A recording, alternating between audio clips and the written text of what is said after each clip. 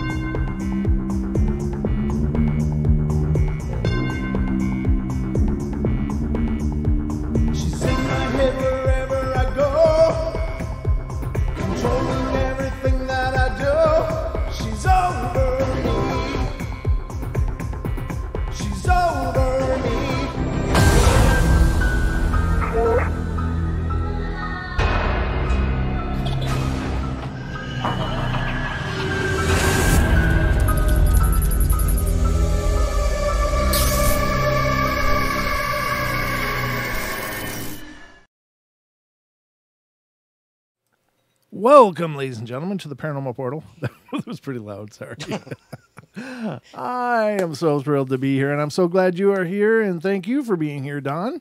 Thank you for having me here, Brent. Well, you know. I love being here with you. Well, I love having you here, brother. It's been a incredible journey, but I am absolutely thrilled it's Wednesday night because that means I get to spend more time with you guys. With our family. Our family, our extended paranormal family. The parapeeps. Parapeeps. Is that better? Yeah, I like that better than Portalians. I never really was fond of Portalians so much. I know. But Portal People is pretty cool. I kind of like that. We're all Portal People. And I like that because it's like it's like a club you belong to. Well, yeah, it's exclusive membership. Yeah, too. It's got exclusivity in it. I got to aim my camera a little bit here. I got to turn mine a little more to the other. There we go. Now we're all sexy up in here.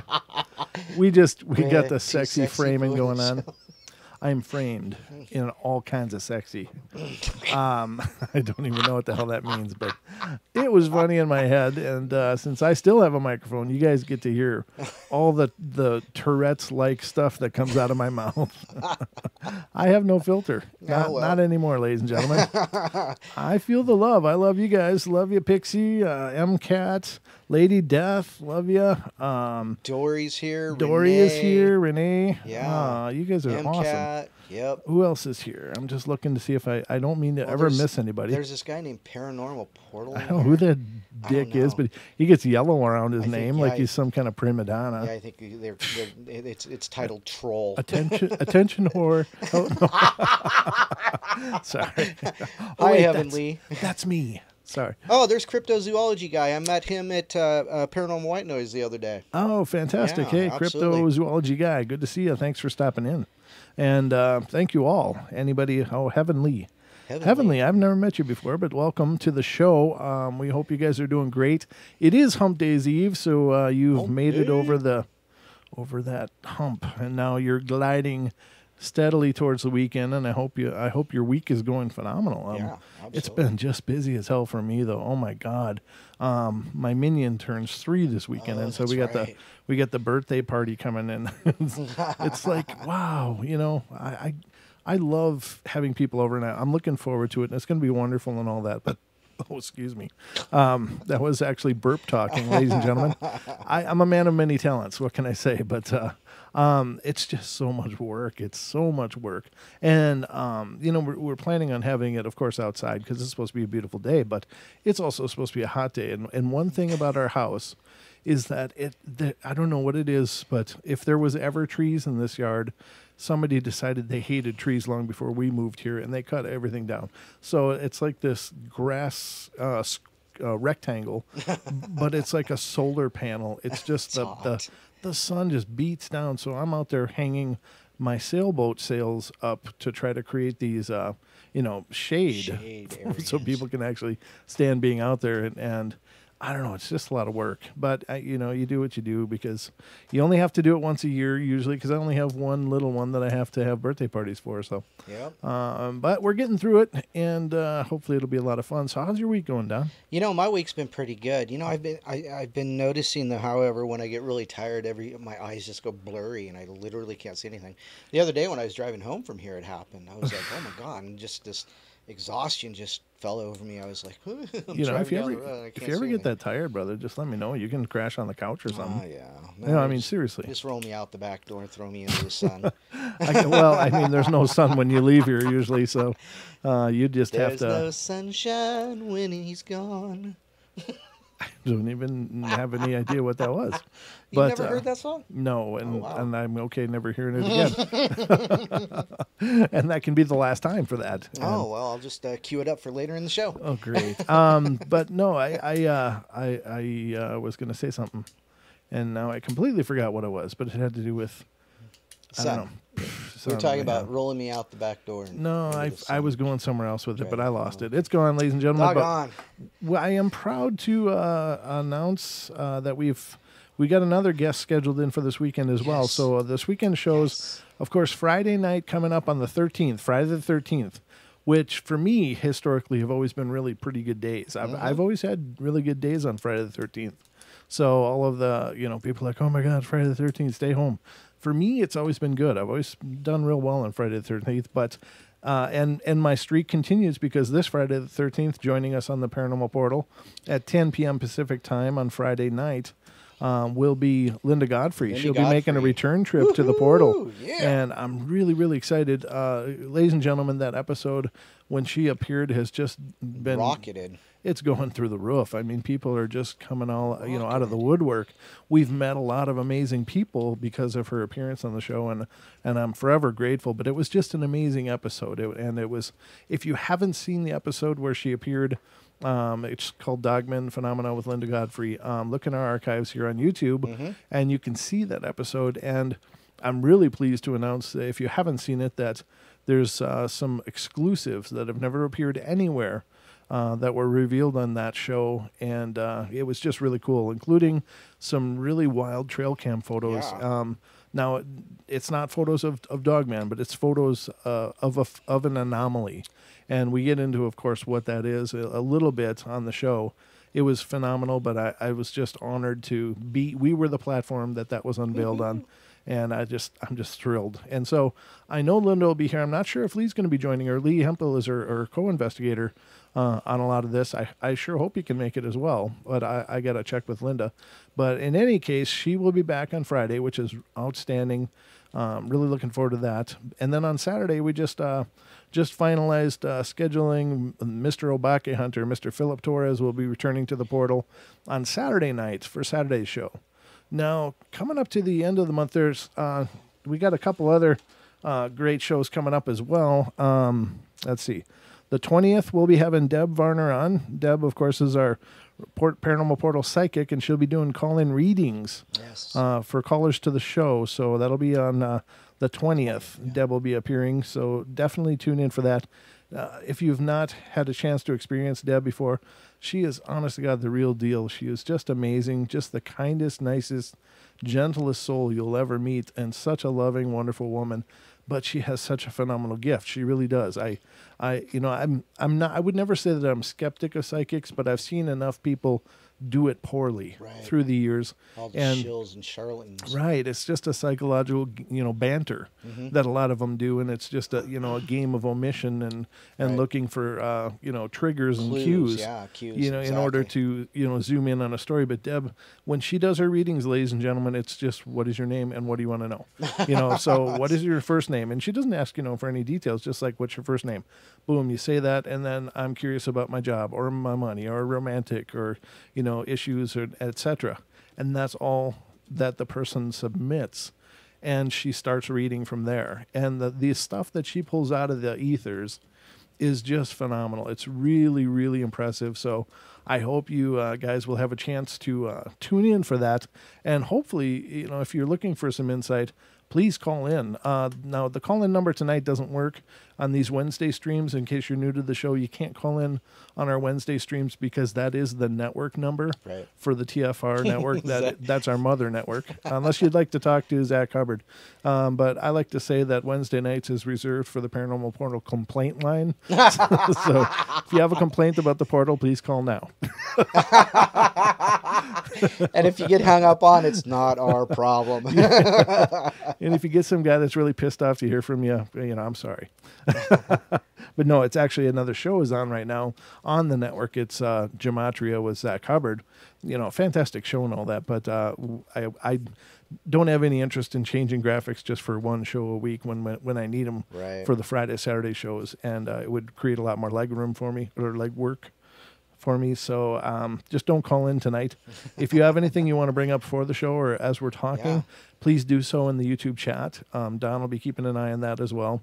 And I will as much as I can. But that's how you can share with us on these Wednesday streams. But that's July 20th will be Deb. And then on the 21st, we'll be joined again by Mr. Brooks Agnew. Woo-hoo. And Brooks is an amazing person. He's an established scientist. He's an entrepreneur. He's a best-selling Amazon author. And he's also a fellow TFR Live radio host with X Squared Radio. So just a phenomenal guy. And he really gets into the physics and the science behind a lot of this paranormal stuff that, of course, we deal with all the time here on the portal. So it's really a great opportunity to talk to somebody that is incredibly knowledgeable and yet has an open mind and doesn't, just because they're scientific in nature doesn't mean that they automatically slam the door on the possibilities. He's a brilliant mind, and he's done 2 shows with us prior to this.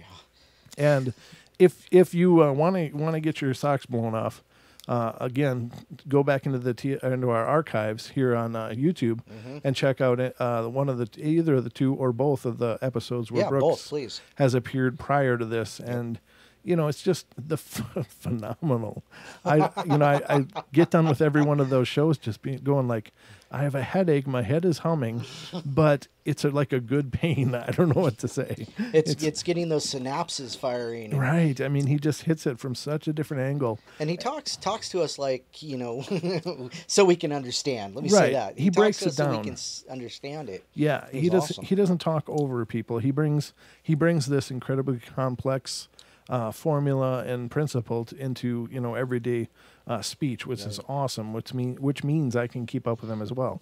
But there's just so much. I know it's not the fact that my head doesn't hurt because he does a bad job of it. My head hurts because he does a great job at it. But he covers so many different things, and it's like, my head just spins after every one of those episodes. So definitely check those out, ladies and gentlemen. Now, on the Wednesday shows, the nice thing is we don't have to worry about breaks.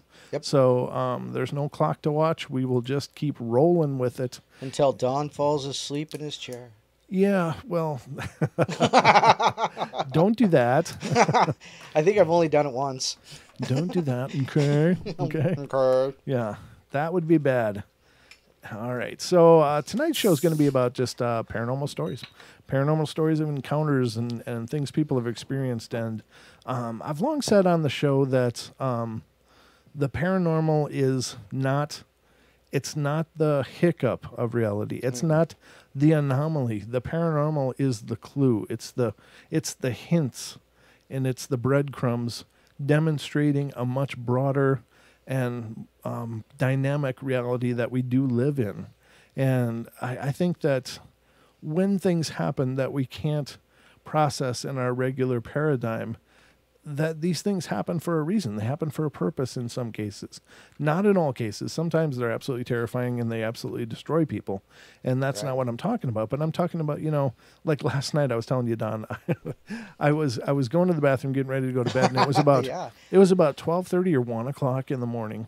And I was the only one awake, and I was just heading to the bathroom and then going to head to bed. And as I was passing there, in the kitchen, I have one of those Amazon Alexas. I just love that thing. And it's, I know some people are like, oh, why'd you put that wiretap in your house? But I'm telling you what, if anybody's that interested in hearing what I got to say, whatever. I like that meme. Hey, wiretap, how about a good pancake recipe? Yeah, exactly. In the 50s, now today. Yeah. Lady Death would be all over that. She loves pancakes. Right. But I was walking to the bathroom, and all of a sudden, and it's dead quiet in my house. Not a thing is going on. And all of a sudden, as I'm walking by the kitchen, Alexa says, "I'm sorry, I'm having trouble playing your musical library." I was like, what? I wasn't talking to you. As a matter of fact, I didn't say a darn thing. I didn't ask you to, Alexa. So I'm pretty sure that my ghost has decided to start requesting songs. Yeah, some light listening, smooth jazz. Yeah, you never know. Contemporary. It might, exactly. So it could be some Tom Jones. I don't know what's coming, but it's not unusual to be. No, I'm just kidding. But it was Maybe just some Bill really Withers. strange.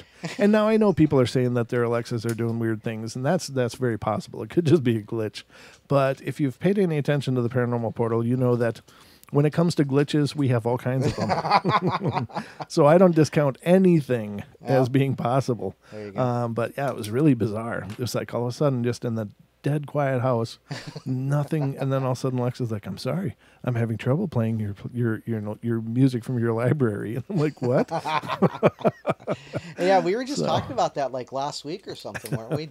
I mentioned something about. Well, anyhow. Yeah, I mean, somebody said been just talking about that recently. Like a week or two ago. So it was pretty funny that now and it's of now course, something odd has happened with it. Now something odd has happened with mine, and there's been many odd things that are happening around here anyway. But as you know, I mean, what was it? It was a week ago.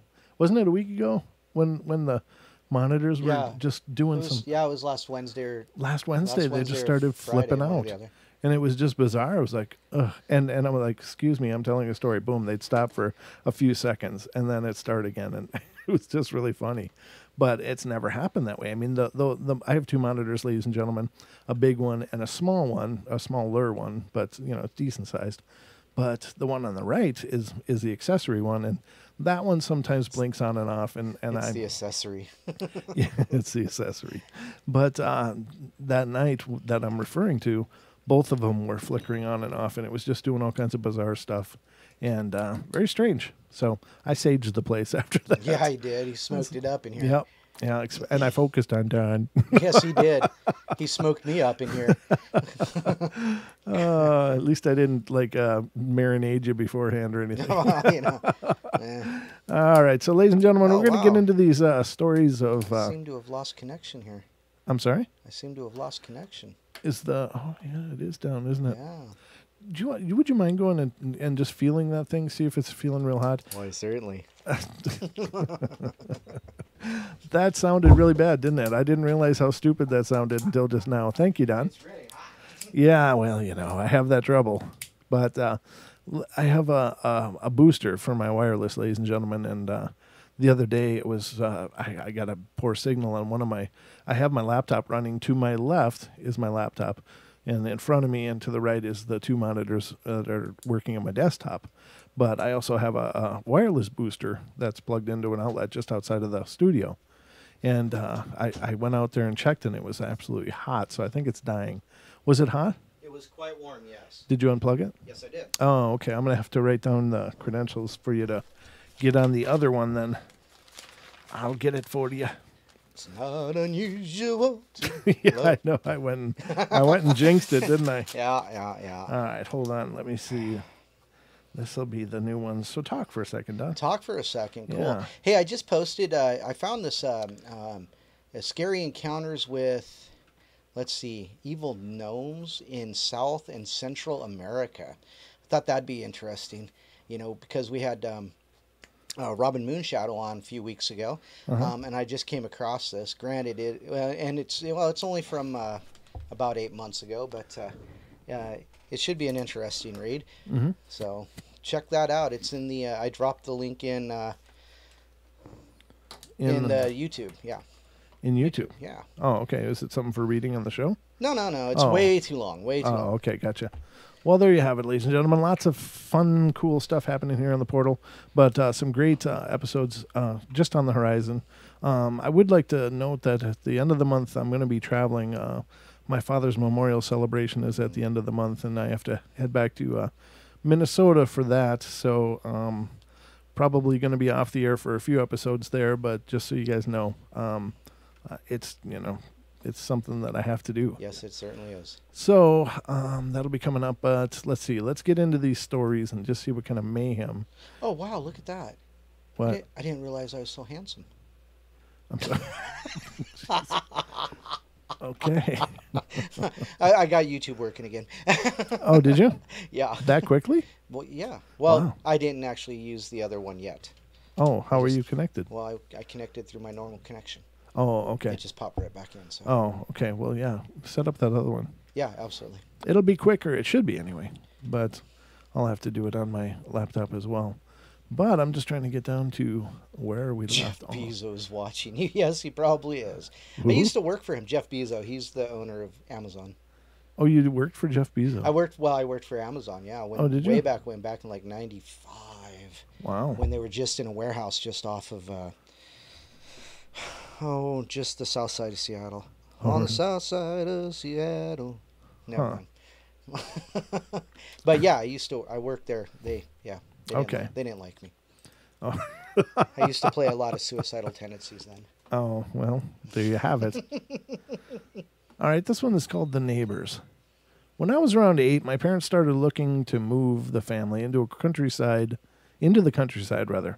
Our current neighborhood was nice. We had a small creek in the woods, and which I adored as a child, but the area had begun to attract more drugs and crime.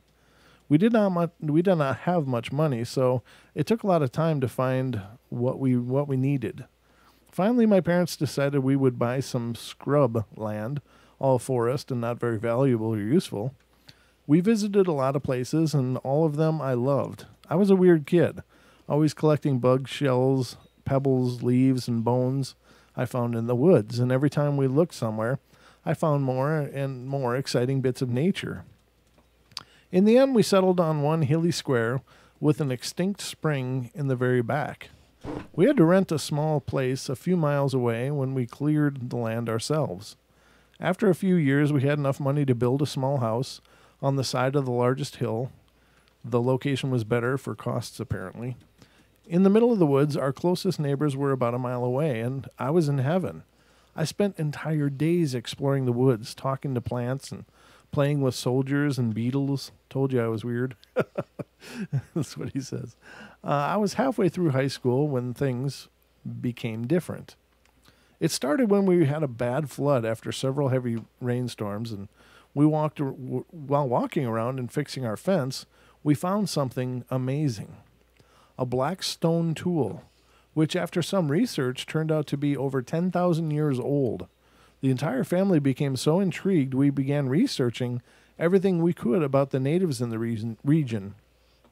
We went to the nearest university and talked to researchers about what the area used to look like and how ancient peoples might have lived.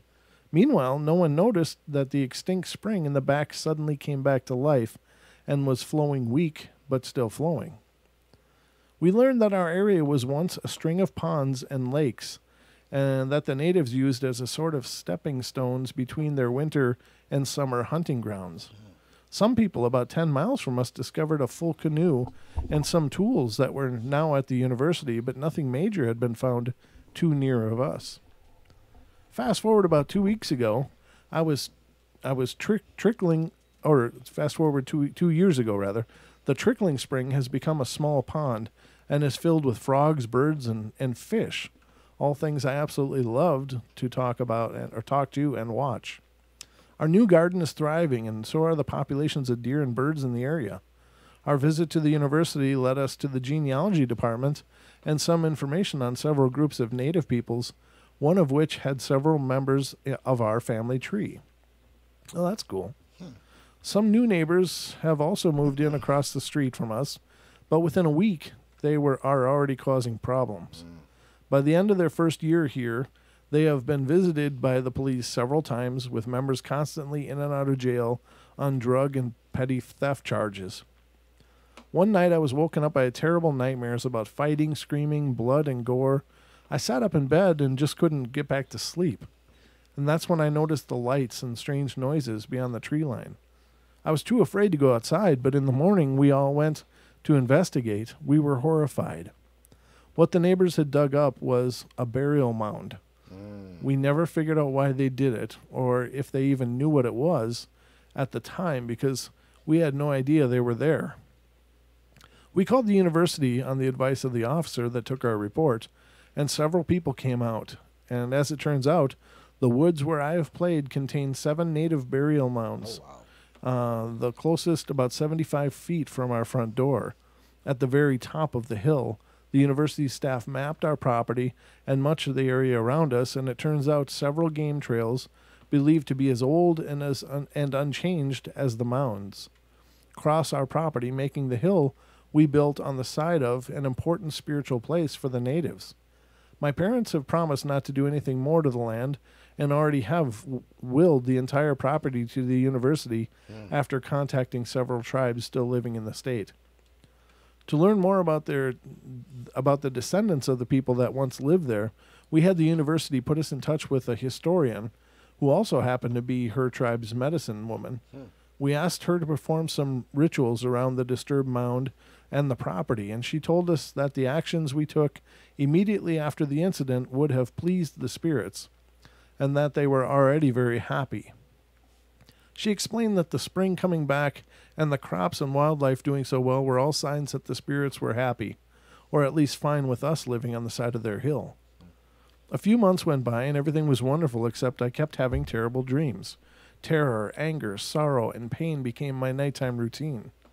And then we started hearing things. Not bumps in the night, but rumors about our destructive neighbors. They had an electrical fire, their roof was knocked in by a giant oak during the windstorm. Wow. Their cars are all breaking down, their dogs would bark and howl all night, their cats behaved aggressively, and lots of other strange, awful things happened. They began fighting constantly with each other, and it seemed like the police were there every week. One day, however, the police came to our house instead, asking if we knew what had happened. We had no idea that the oldest son had suddenly become violent, then attacked and killed his father. Oh. The entire family ended up in jail or prison, the oldest son for murder, the younger kids for grand theft auto, and the mother for heroin, all discovered when the police entered the home to investigate the attack. It was about this time that my nightmares stopped. A few months ago, I got into contact with someone at the university, or some of the university researchers, to see if they had found anything new in the area. The professor I talked to became very quiet, then insisted I come in for a visit. When I got there, he was in the middle of a class, so I waited in his office, and after a while he poked his head in and, panting, motioned for me to follow. I had to run to keep up with him as we swept across the campus to the lab. Once inside, he locked a heavy door, then punched in a passcode for another, and inside we found a large room full of locked cabinets. This is already becoming a little creepy, and a single padlocked door in the back. Wow. As we moved through this door, he explained the only 2 people that could access this area. Inside, he unlocked a large cabinet, revealing a rectangular box about 2 feet long. He carefully carried the box to a nearby table and opened it. My stomach dropped and my hands went cold. My heart pounded so loudly in my ears I didn't hear what the professor had asked me. "Do you know what this is?" he repeated excitedly. I couldn't speak. I could hardly breathe. "This," he was practically glowing, "is a ceremonial short spear. Oh. The wood and sinew is even intact, and we tested it." I tried to swallow the knot in my throat as sweat trickled down my spine. "The dating results came back just before you called me yesterday. It's only 1,200 years old. Can you believe that?" He continued talking, sometimes gesturing dramatically, sometimes letting his hands hover over the box as if it contained a fragile infant. Finally, I reached out, stretching my fingers towards the spear, as a voice inside me screamed to turn and run. "This is," I mumbled. "Yes, this is the one from the mound on your property," he beamed at me. I reached into the box and picked up the slip of paper inside. It was an evidence card. I stepped closer, and the professor clicked on a lamp. "Isn't it magnificent? The etching is sublime, though this whole section is contaminated thanks to that boy and his father, but the flint is incredibly rare for the time and region. We could also trace this to a particular family group, maybe even an individual once we have access to the rest of the mound, of course." He sounded like he was underwater. I just stared at the spear. It was stained a dark brown from tip to halfway down the handle. It had been bright red in my nightmares. The stain, it was exactly the same, even the little splatter at the very end. I turned and walked out, leaving him still talking animatedly in the little room. I left the campus and started to drive home, but an hour later, I realized I was going the wrong way. In fact, I had gotten on the highway and headed south. Suddenly, I knew exactly where I needed to go. After another 2 hours, I had navigated nearly 20 miles of back roads and pulled up to a small shack sitting in the middle of a field. The medicine woman we had contacted before met me on the small porch. Before she could ask, I had burst into tears, telling her about my dreams and the spear. She sat quietly a while, holding my hand. That spear was ceremonial, a powerful gift of respect and goodwill. What that boy did, disturbing the grave, stealing from the dead, I'm not surprised. I believe you dreamed the things he saw in his head. And you may have dreamed about what he actually did. But those spirits were never angry with you, and I do not think that they meant to punish you along with the boy and his terrible family. My mind spun out of control, trying to piece all of this together. But why did I even dream those things? You are descended from an Indian. You communicate with nature like one, and you never disrespected the land or the burial mounds. You were connected to that place, and therefore to those dreams before you were even born. To those dreams before you were even born. Okay. What will happen to the rest of the family now? I don't know, but if you like, I can come by and speak with the spirits. They may be ready to rest now. She did come by and perform several ceremonies, asking our family to join in. The house across the street got cleaned up and is already being rented by a military family. So far, they think this is the best place they have ever lived. The kids play outside all the time, and the youngest is a little girl, and the parents describe as weird. She talks to plants as if they were people. She likes to play with anything that has 4 or more legs. She especially loves the strange little mounds in our woods and is always decorating them with leaves, pebbles, and shiny beetle shells. Wow. So cool. That's a pretty amazing story. Yeah, Huh. I don't know. Again, when I find these kind of stories, ladies and gentlemen, I can't speak to their authenticity, but at the very least, they are strong things to consider and ponder. Now, for First Nations people, the spirituality is, of course, an incredibly important part of what they are. The beauty of that culture in its original state is that they did have balance. Mm-hmm. They had balance with the land around them. They had balance with the spirit world. They had balance with the universe. And I think they were right. I think that they were right to live that way, that they had it right. And unfortunately, our ancestors didn't, and it's a shame that, so many atrocities happened. And of course, that's a whole nother hotbed for paranormal catalysts, I guess. Yeah. But are these things possible? I believe they are. I lived in an area all my life prior to moving out here that was home to Native American tribes, and I found at least 2,000 to 5,000 year old mallet head. Mm-hmm. And Don, you saw that. It's on the cabinet behind us. So, but to be honest with you, growing up, I was a lot like this person. I was a lot like the type to go out and just sit in the woods and to, see things around me and feel that connection. And, it was a very important part of my childhood. But, and I found some really unique things. And maybe that's because I was in sync with the land. Maybe. And that would resonate back to the tribes that had lived there. Mm-hmm. So sure, absolutely. I think that's very possible. I'm not going to say that this story for sure is 100% legit, but I don't think that it's made any claims that would be on the scope of reason. So I'm willing to give it a probable. How about you, Don? I certainly would too, especially when they're talking about the mounds, and mm-hmm. I mean, just disturbing the mounds and then all that stuff happening. It's just, I could believe that there's something attached to it. Right. But the story itself is just incredible.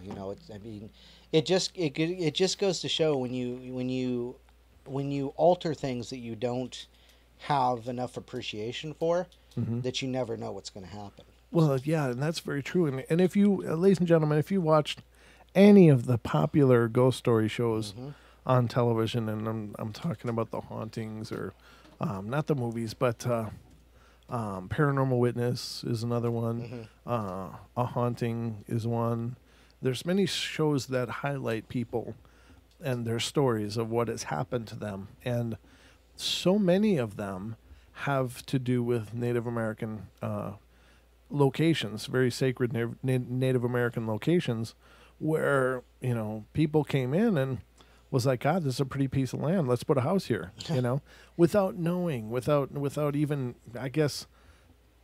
I think it's just ignorance as far as just not knowing. I don't think in every case it was a right. willful contempt. Right. But so many hauntings have started up because of that. Right. Because this land, these lands were sacred, and these people, putting up houses, digging wells, and just cutting down trees to, open up a view right. of something. Right. Whose show was it that we were talking? It was either Duncan or Chris. Uh-huh. I think it was Duncan. But we talked about how, the land has been here forever, and, people have lived on this land before us. Mm-hmm. And it's no wonder that when we put up houses or whatever that may be, or we begin to inhabit them, uh-huh. It's a good possibility you could run into some kind of a spirit or something like that. I mean, just think right. about the history of where we live, just here in North Idaho. There's lots of local Indian, local First Nation tribes and things like that up here, mm-hmm. and so think about, where, we may be sitting on one right here. Yeah, exactly. And then maybe that could speak to some of the things that have gone on in this house. But, well, it's getting used to your technology then. Yeah, there's a learning curve there, and apparently they're running the curve. But, I don't know. It's certainly like I said, it's highlighted on so many shows. Right. Yeah. That some ancient Native American spirit or First Nation spirit is uptight, upset. I think it probably pays to do some research. Yeah. Prior to moving in. I don't know how you would research all of that, though. I don't think you'd have to research it. I think the smarter thing would be to just find somebody mm-hmm. That may be connected in some way to, in this case, some kind of a First Nations tribe, and just have them come out and do what the lady did in that story. Check it mm-hmm. out. See if there's anything sacred there, or if they can, channel or right. whatever that is. Be the conduit for the speaking for whatever apparitions or whatever you want to call it may be there, mm-hmm. and just find out what would appease them and find out what would be okay. I mean, I don't know. I mean, it's like, do you mind if we move in here? As long as you smoke a peace pipe, we're okay. Well, one of the things that I guess that one of the things that I've heard done many times in cases where people believe that their land has an issue with an angry spirit, and perhaps whether it's an elemental or nature spirit, or right. if it's just some First Nations spirit that's sticking around. one thing you can do, ladies and gentlemen, that's supposed to help appease the spirits, and, whatever you believe, and whether you believe this or not is up to you, but planting a fruit tree and dedicating it to the land and to the spirits of the land can a lot of times curb a lot of anxiety and hard feelings with the spirits, because, of course, fruit trees bring life. They bring fruit. They bring, the whole chain of life is really entwined with fruit trees, is my understanding, and that they're considered very sacred. So by planting one and dedicating it to the land and to the spirits of the land, that can placate them. But it's got to be done with the right intentions. Again, it's what you believe in. It's an exercise of anything that you do. You have to have faith that it's doing something positive. Right. Because if you just like, fine, I'll get a peach tree. There you are, screw you. It's like, it's probably not going to have the same effect. But if you get the peach tree or the apple tree and you plant it, and I'm bringing this to bring balance and peace to the land, and I thank you very much for allowing us to be here. That becomes a dedication, and of course is sown in love. Right. So love is the key. Love is the key. Remember that. Love is the key. What's the key, Don? Love? Love. Oh, okay. Well done, Don. Thank you. I'll put a smiley face on your report card after the show. Can I have a gold star, teacher? No, not yet. You got to earn that, brother. I'll just stop and buy one for myself. Okay, trophy boy. You're not getting a participation trophy. Oh. All right, ladies and gentlemen, and moving along. That was a long story, but I think it was a good one. It was a good one, yeah. I think it was good. Did you have something you wanted to read, Don? Well, I found this. It's called My Second Scariest Encounter with the Breather. Oh, by all means, take it away. All right, let's go to Beard Vision. Oh God. Oh God, let me go out of Beard Vision. That was terrible. Don't ever do that again. I'm not exactly sure what board this is, but it says My Second Scariest Encounter with the Breather. After high school, I moved to the West Coast to attend college. A Native American studies professor I had taken me under his wing and had put me on the Vision Quest path, a traditional way of learning in nature from nature. I had the summer off from school and decided to go solo backpacking to get away and to contemplate a few good books and get in tune with nature and myself. I didn't plan on traditional fasting and rituals, but that was the intent on just solo camping for a week and planned to bring plenty of food. I was going to hike into the mountains at a spot where I had selected on the map that I knew no one would ever go. There was no road access or maintained trails. I just had to hike out the back roads from a little town on the coastal range where I stayed, and by bushwhacking, hiking without trails, through a series of private timberlands for a day or two, I saw that I could reach a creek that was literally isolated from human civilization. Exactly what I needed.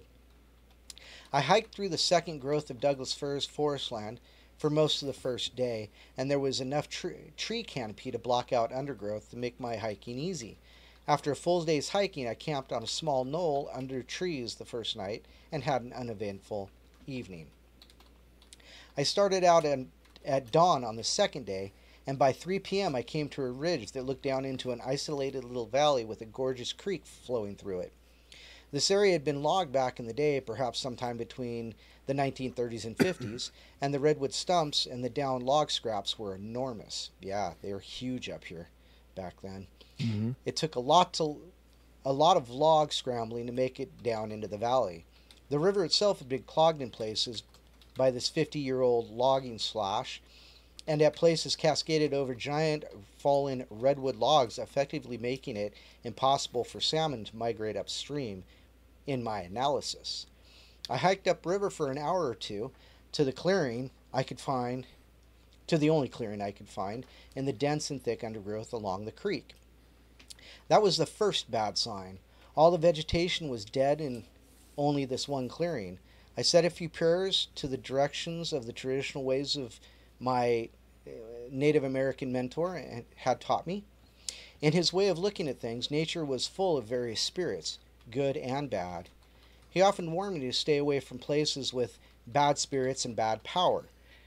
But quite frankly, I thought he was just being superstitious. He said, always pray and introduce yourself anytime you camp in a new place. Be sure to ask for good things to come and bad things to stay away. So that's what I did. That's when the first weird thing happened. Mm. When I was saying my prayers and offerings, I said something about the salmon can't make it upstream anymore. I bet they used to run this stream by the thousands and the Indians could just grab them. I heard a voice loud and clear and angry ring out in my mind and say, "They did." I startled because I don't usually hear inner voices like that. Mm. It sounded evil. I imagined that it was some native ancestor spirit and tried to get it to speak to me, but I couldn't get any response. It was just a quick 1 or 2 second event, and my intuition sensed nothing more, so I wrote it off to my imagination. I organized the clearing and set up camp.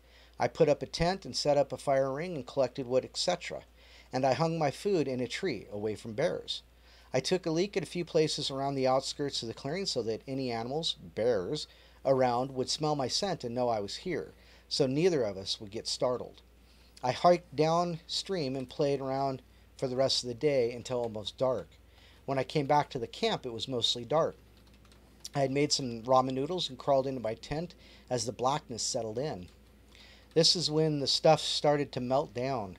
First, for some reason, I really had a bad feeling. I don't mean just a little dark intuition either. I had a really, really bad feeling. The best way I can describe it is that it literally felt like something ugly was trying to push itself into my mind, something dark. I tried to calm my mind and meditate the stress away, but for some reason I had the crazy thought that if I let down my guard, if I relaxed my mind too much, or if I fell asleep, whatever ugly thing was pushing at my consciousness was going to overtake my mind. Right then, something hit the tent. It was like a big drop of water, or that's what it seemed like from the inside of the tent. I unzipped and looked outside. No rain, a cloudless, moonless night. There were no trees above the tent for condensing water to drip down from, and there was no moisture on the outside of the tent. I couldn't figure out where the drop came from, so I crawled back inside the tent and felt the same bad feeling, like someone was inside the tent with me and they hated me. Again, something hit the outside of the tent, and again it seemed like a big drop of water from the inside. I stayed still. Drop, drop, drop. A steady drip or something that was hitting the outside of the tent. I stuck my head outside again, and there was nothing dripping, only stars and a clear night. Nothing was hitting the tent, and again I went back inside the tent. And something again started hitting the side of the tent. Drip, drip, drip.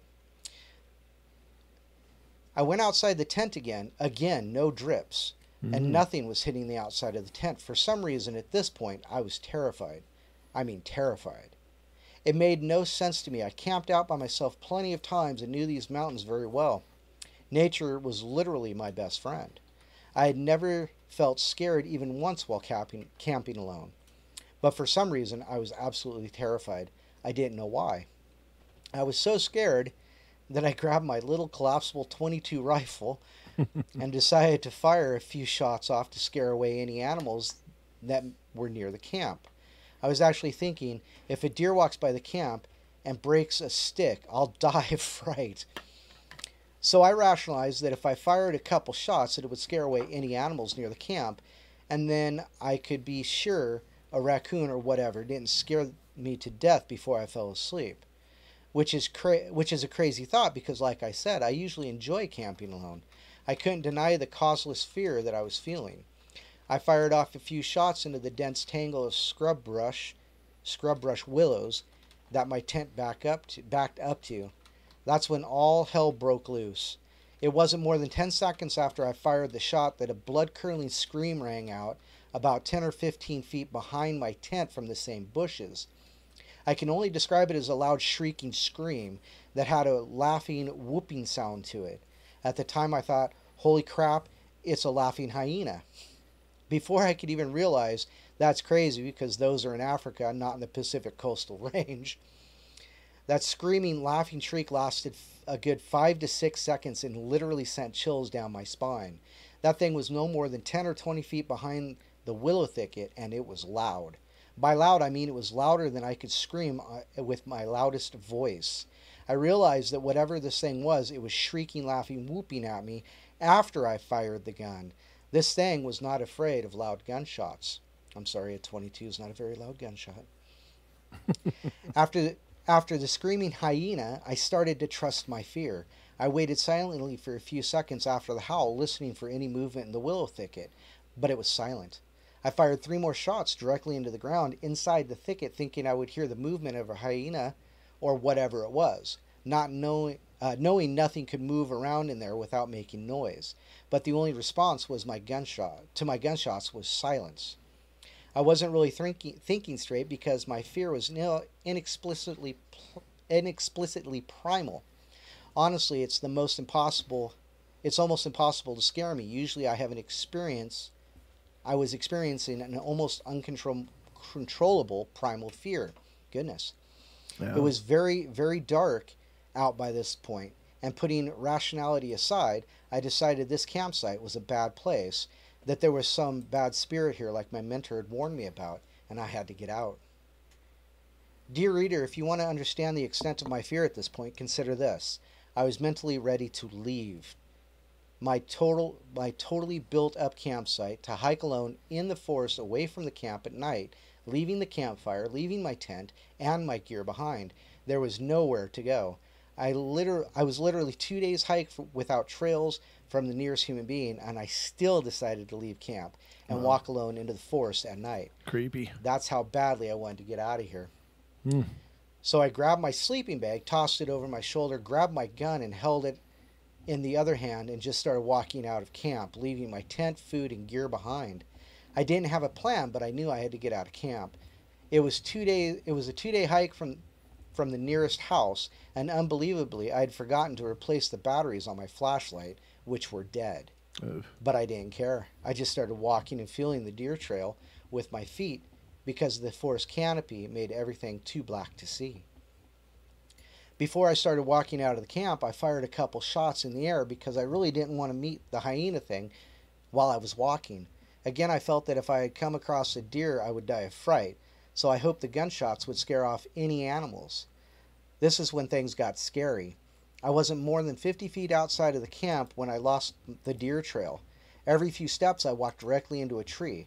I tried to calm myself and move in slow circles, bumping against trees in the darkness, until again my feet found the hard-packed ground of the deer trail between the grass. After 2 or 3 minutes, I was still only 50 feet outside the camp, and the breather came. I honestly cannot describe the size of its breathing. This thing breathes huge, slow breaths. There's no animal that can breathe that big. It was scary close to me. It was very close to me, maybe 5 or 10 yards away, but it was too dark to see. It was breathing big, slow, and I don't even know if breathing can be the way to describe this, but its breathing was angry. I thought about firing a shot in its direction, but realized that this little gun couldn't kill anything that big. I've been very close to bears and deer.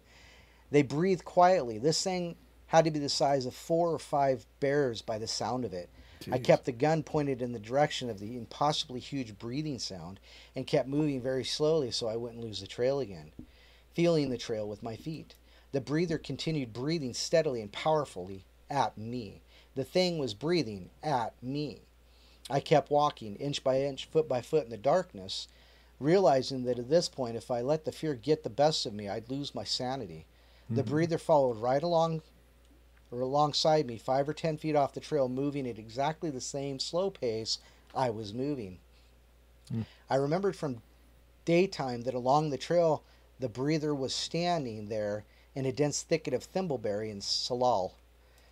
Nothing could walk through that, I thought, but the breather was still right through the middle of the thicket. The sound of breathing sticks as it slowly moved.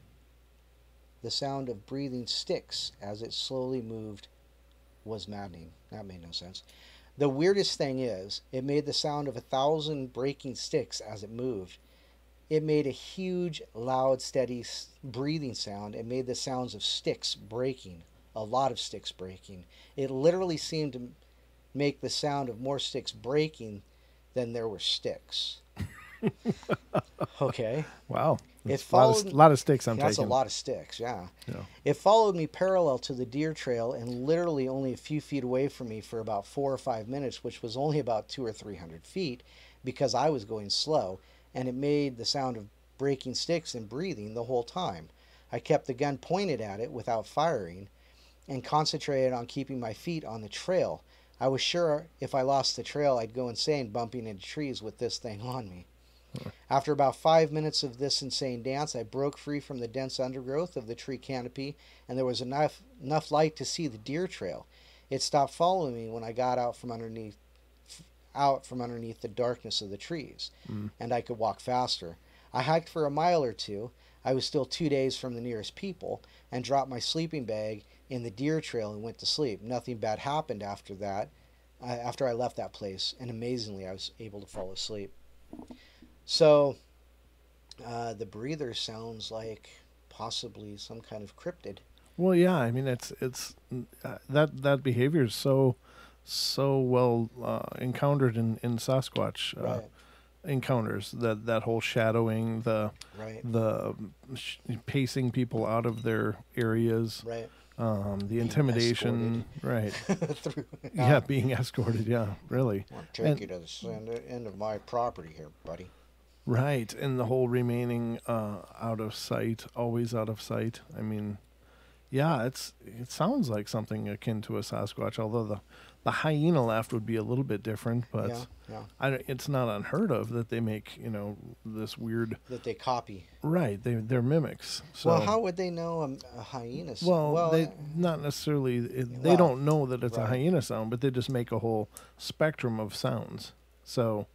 It very well could be a Sasquatch. It could be a dogman kind of thing too. I don't know. Right. Well, true. Yeah. I mean, they're totally into the intimidation as well. Well, yeah, but aren't dogmen purportedly more aggressive towards people? Generally, well, I mean, of the two, yeah, the dogmen always seem to be the more aggressive encounters.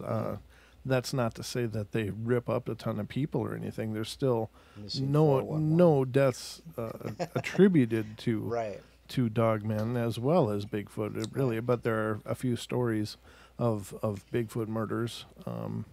So I think that they are all capable of destroying people at will. But yeah, I don't know. Very strange, very creepy. Yeah. Very creepy. But I don't know. That's the weird part is this person walked out carrying a sleeping bag and a gun, and got out of the canopy and still had 2 days to go. It's like, what happened the rest of the time? So the rest of it was just uneventful. Apparently so. Yeah. 2 day walk out. A Wow. 2 day walk out. It was just that one area. It seems like. I think there's a lot to be said for the buddy system. Don't go alone. Don't go alone and take your 22 and shoot your buddy in the knee. Yeah, yeah. You just said something horrible, and you got nerfed. See that there's. Let's try it again. Check, Yep, you are live. Wow. Yeah, see, you say something crappy, and you'll pay. God, I guess so. Yeah, I end up as, you know what? It's probably your buddy that walks around here unseen, going, I'm gonna mute him because Brent does. Well, if it is that person, then it wouldn't surprise me a whole lot. Surprise me at all. Yeah. Well, there's sometimes you just need a good mutant. No. Oh, okay. Sometimes you need a good mutiny, Brent. That's true. You're welcome to drive the ship if you want. Oh goodness, I don't drive well. You can man the steering wheel. I'll sit back and chat and keep people company. I kind of like my position here. I think you do it well. That's why you're here, brother. Because you do it so damn well. If you sucked at it, you wouldn't be there still. Oh, that's true. That is true. So, that is the same one there. That's the big long one. All right, so let's close that one, and I'll get to a brand new story for you, ladies and gentlemen. Brand new story. Because it's how much I love you. All right, strange happenings at the lake. Wow. Let's just see what kind of strange happenings are going on at the lake. When I was in college, I worked a couple of odd jobs to help pay the bills. They were mostly mundane, but one shook me to the core. I was working for the City Parks and Lakes Division at a local lake. It was a job that did involve some hard work, cleaning and repairing the boats and motors, but it always had more than enough downtime. Excuse me. Whenever there was no work to do, my coworkers and I would sit around in the shade on the dock and talk. When I first started, it was mostly the other guys telling me stories about the lake. Most of them were your run-of-the-mill fisherman stories, but there were a few with much darker feel. It wasn't long before I started to have my own odd encounters in the park. I split my time working there between the boat dock, and working night security at the campgrounds. One night as I was driving the work truck around the lake into the campgrounds, part of my hourly patrol, I saw a pale blue light just above the road, probably 100 feet in front of my truck. As I got closer, the light grew in intensity, and when I was about 30 feet away, it took on a smoky appearance and dissipated in the night sky. That incident was definitely odd, but not at all in a scary sort of way. The next two incidents I had during the night shift, which led me refusing to work the shift anymore, were definitely more disturbing and physical. Maybe a month after I saw the floating light, I was driving down the hill from the campground back to the lake when I saw a man run out of the bushes. He was dirty, terrified, and wearing only his underwear. That figures. The first thought was that he was on drugs. The campground was cheap, so we did get our fair share of homeless drug addicts. I quickly realized that wasn't the case, however. The second he saw my truck, he came running towards me, clearly not looking to hurt me, but rather for me to save him. When he was still a few yards away, I was going to open my window and ask what was wrong, when suddenly I saw a second person run out of the bushes. This time, it was a woman. Her t-shirt was torn and dirty, her legs scratched from running through the bushes without pants on. I was confused, to say the least, but the confusion quickly turned to anxiety when I saw that she was carrying a large knife. Oh, jeez. Obviously, this is what the man was running from. He didn't seem to notice her at first, so I motioned to the passenger door, hoping he would get in so we could drive off and call the police before she got too close. As I was motioning to him, was when he spotted her. He looked me in the eyes, and I could tell he knew he should run to the truck, but I watched as the panic overtook him, and he ran. The woman chased after both. The woman chased after both. The woman chased after. Oh, both heading towards across the road down into the brush towards the lake. I drove off to the park ranger station and called the police, and I could hear the echoes of the man screaming and the woman's yelling. I talked to the police after they arrived, or after they handled the situation. The man had been stabbed, but he would live. I went home, obviously shaken. 2 months after that, I was driving the truck around the campground, and I saw what looked like a military-style duffel bag hanging from a tree. The closer I got, the more definition the shape took, and by the time I was at the campsite, I already had the police on the phone. I could hear the wife sleeping in the tent, but I decided I would let the police wake her and inform her that her husband had hanged himself. I never worked the night shift again. I thought if I worked strictly during the day on the boat dock, all this would stop. I was wrong. I did work the entire summer without incident, but it was in the winter that it happened. It was a cold winter by San Diego standards, and at least many times my shift would start before the sunrise, having to get the boats ready for all the fishermen coming in the early morning hours trying for trout. On one particular morning, I got to work at around 5 a.m. It was cold, in the mid-30s, with frost still on the ground. I walked straight to the dock and into the shed we used as a workshop. Most of the mornings, the only employees at the park were me, a young woman who worked the concession stand, and a park ranger. Often the park ranger would come down to the dock about 20 minutes into the shift to make sure I had everything I needed. On this morning, I was inside the workshop with the door closed, space heater on, and was working on a broken mortar. I could tell when another person walked onto the dock because it would make the whole dock bob slightly in the water. I felt the dock rise and fall beneath my feet and kept at my work, assuming it was just the ranger. I could tell the footsteps went up to the door, paused for a second, and then continued towards the end of the dock. After about 5 minutes, without feeling the footsteps return, I opened the door to see what the ranger was up to, and I looked at the end of the dock. There was no one there. I assumed I must have mistaken the slight waves of the water for footsteps, but noticed the water was smooth as glass.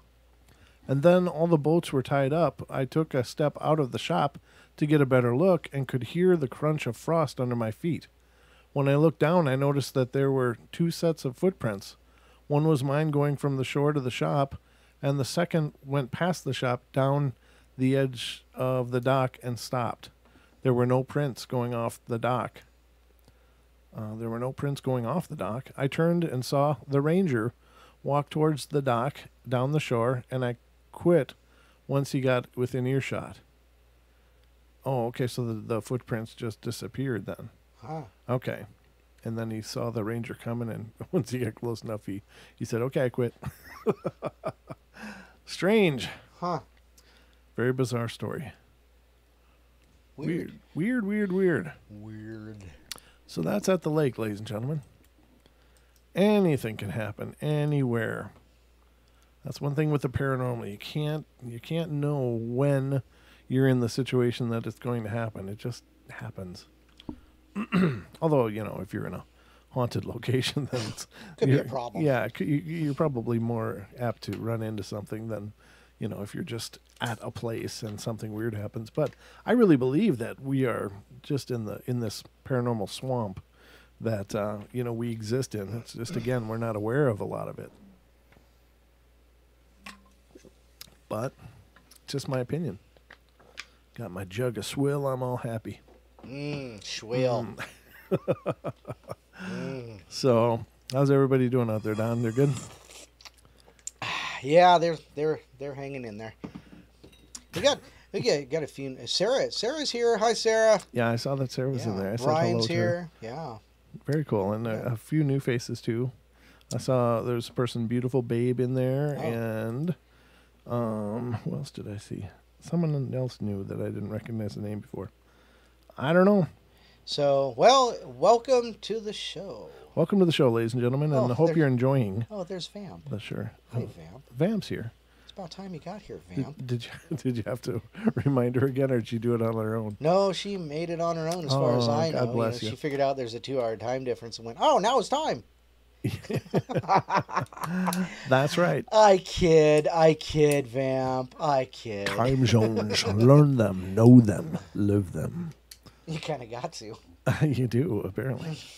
When it comes to broadcasting, ladies and gentlemen, there are time zones involved.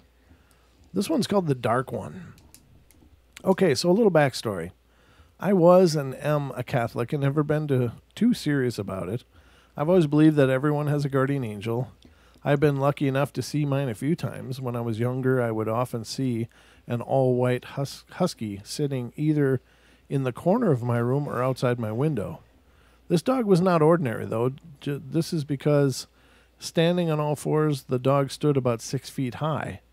Its fur was flawless, no dirt, mud, or grime, not even around the paws. Its eyes were a light powder blue, and every time I saw the dog, I felt safe and comforted. This occurred from when I was about 3 until when I turned 6. Now, I know a listener, Lewis, often talks about guardian animals as well, so that's pretty cool. Oh, Lewis is here too, by the way. Oh, Lewis. Hey, Lewis. Oh, by the way, I got to thank Lewis. He was my sound check guy prior to, what was it, Friday or Saturday? Friday night. Friday night, yeah. I had to call Lewis a couple times and go, hey, is this working? Can you hear me? Can you hear me? Can you hear me now? Yeah. So thanks, Lewis, brother. I appreciate you being my sounding board and making sure everything was working. So this person saw a husky that was about 6 feet tall on its all fours. So sounds like a spirit animal, but he calls it his guardian angel, so we'll go with that. Now, I used to have this friend who we will call John.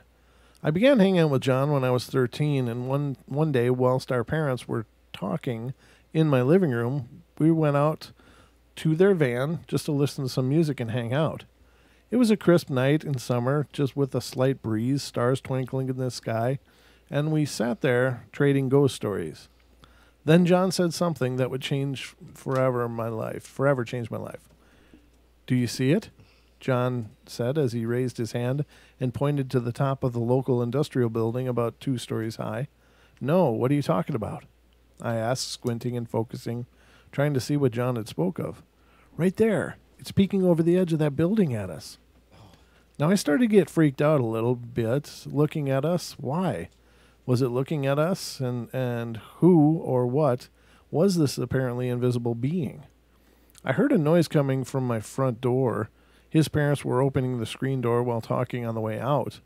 I looked back in the building and, holy crap, I couldn't believe my eyes. I saw it. It was black, but I could make out what it looked like, just a head peering over the ledge, just enough to see its eyes. Its eyes. Those red, piercing eyes. I will never forget that look. As if it was penetrating my soul. It watched us like a tiger on the prowl. A sense of evil immediately overwhelmed me, almost as if a curtain was draped over me. I didn't see this creature, I call it the Dark One, for some time, but ever since that day I have had freak encounters. For example, I would be riding my bike through the neighborhood and would see a bald, anorexic-looking little cretins. I would see multiple of them hiding under cars and in sewer drains, but never in the light. Not even street lights. One night, I was riding my bike and rounded the last corner to my house and stopped dead in my tracks. There was a dog, but this dog was different than my guardian angel. It was about the same size, but black as coal. I saw it bare its teeth at me and take an attack stance.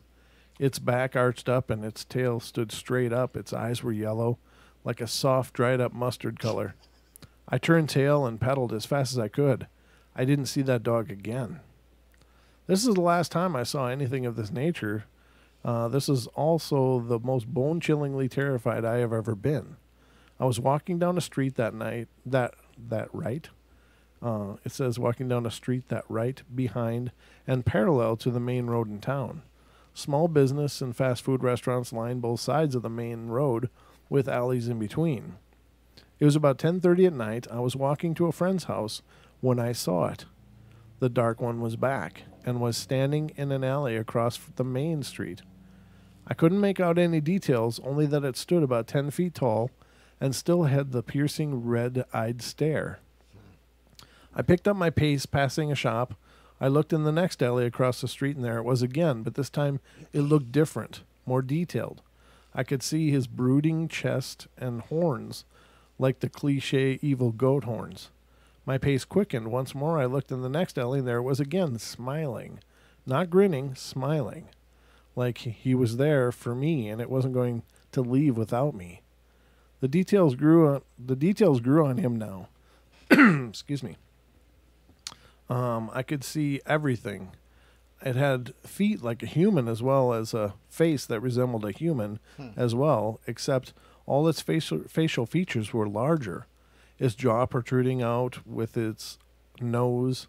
Its eyes were larger than normal, and its mouth was twice the size of ours. I froze and felt an overwhelming panic come over me.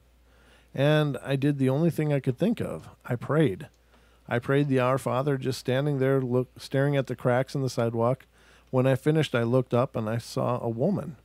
She was stood about 7 feet tall, wearing a white dress, almost like an angel gown, or almost like a nightgown, rather. Her hair was light silver, almost white, and there were a few off things about her, such as she wasn't wearing any shoes. Also, there was not anything on her. No dirt, mud, or grime. Not even on her feet. Also, she kept smiling. Not a creepy or ominous smile, just a friendly smile. But the oddest thing I noticed was that I felt something I haven't felt since I was 6. Then I realized she was the dog. She was my guardian angel. I immediately looked into the alley to see if the Dark One was there. He wasn't, and the terrible feeling I had had completely vanished.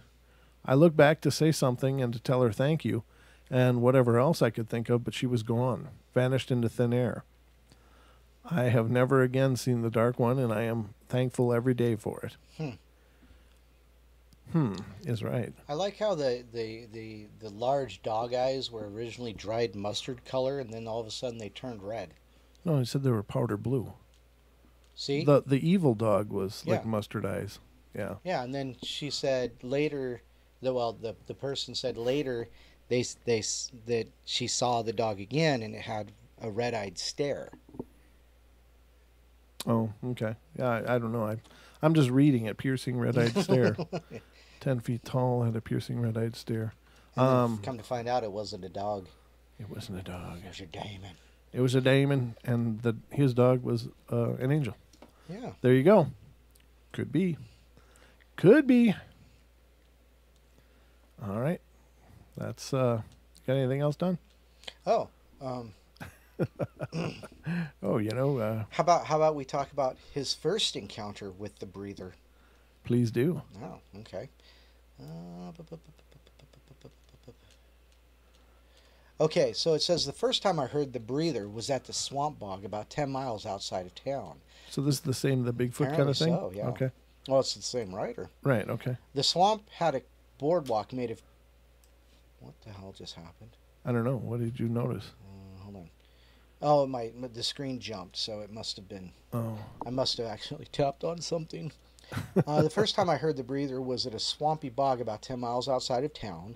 The swamp had a boardwalk made of 2 boards on posts going out over the deepest part of the marsh.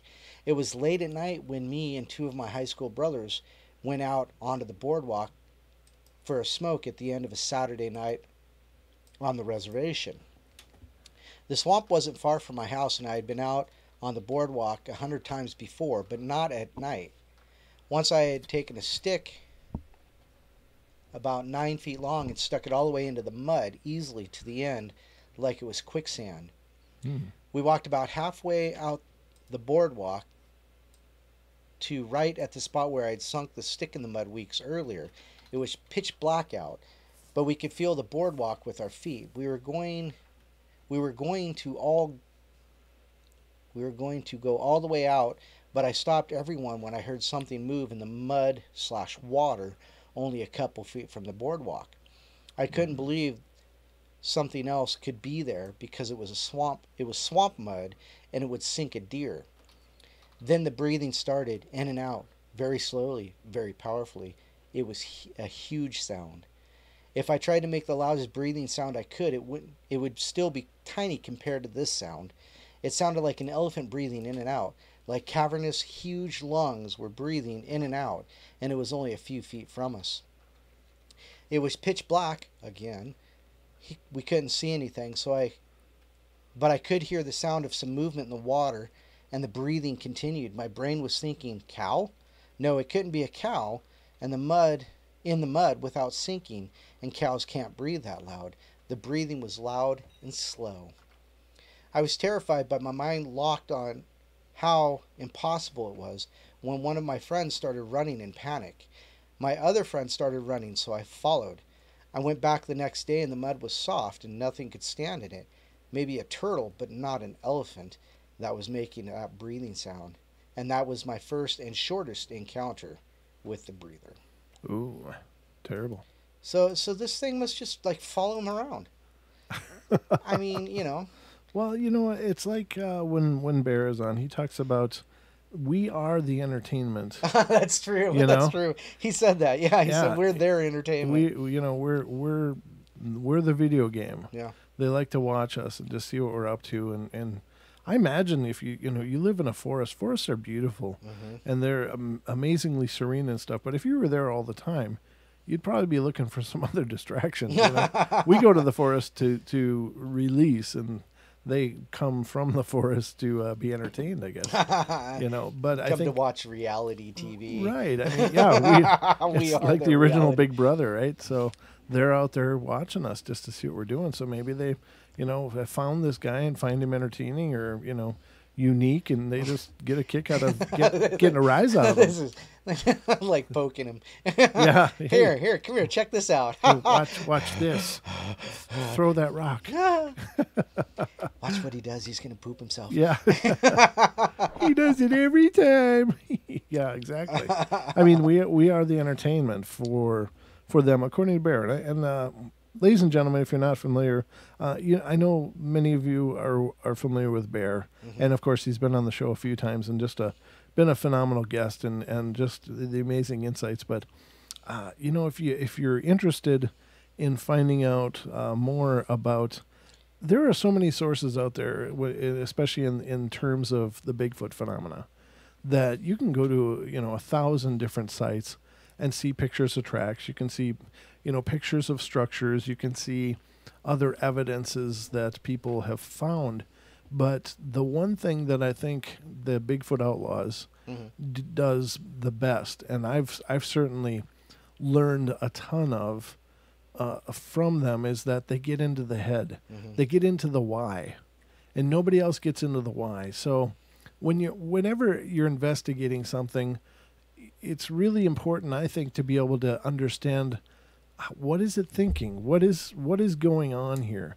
Why is it doing what it does? In terms of hauntings, what is the ghost after? Why is it doing this? Why is it tormenting these people? What's the missing element? What is the why?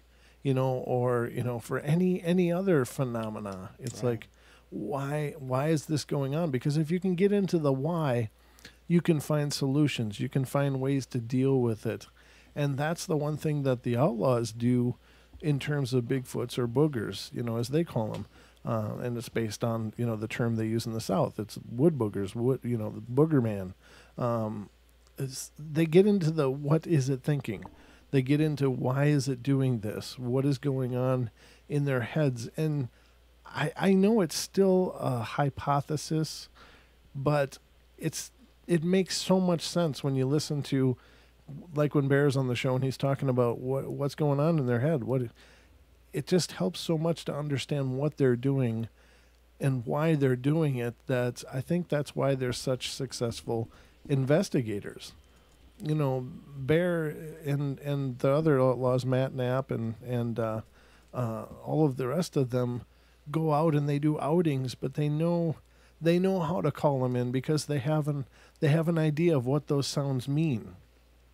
They know what wood knocks are doing. They know what the reasoning is behind them.